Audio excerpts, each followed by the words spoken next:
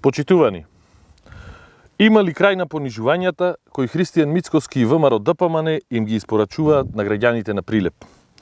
Има ли останато барем малку достоинство и самопочит кај локалните функционери на ДПМН, чиј лидер ги третира како обични марионети?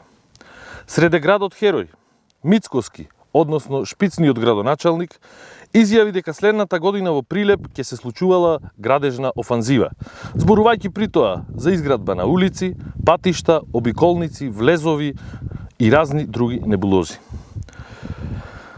Градоначалникот Борче Овчески, кој не успеа да изгради ниту една улица од 100 метри и кој за една година седење во градоначалничката фотелја, единствено успеа да ја врати општината за 10 години наназад.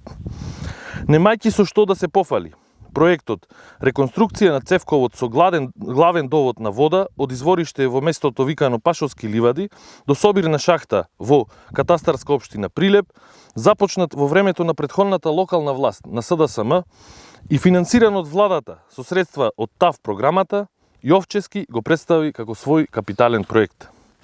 Реализацијата на овој проект започна лани, во јули и согласно предвидената динамика, градежните работи требаше да се завршени во рок од 6 месеци, односно на почетокот од 2022 година. Впрочем, ако Борче лажи, фотографиите не лажат. Зошто проектот се уште не е готов? Е прашање чиј одговор Јовчески им го должи на прилепчани.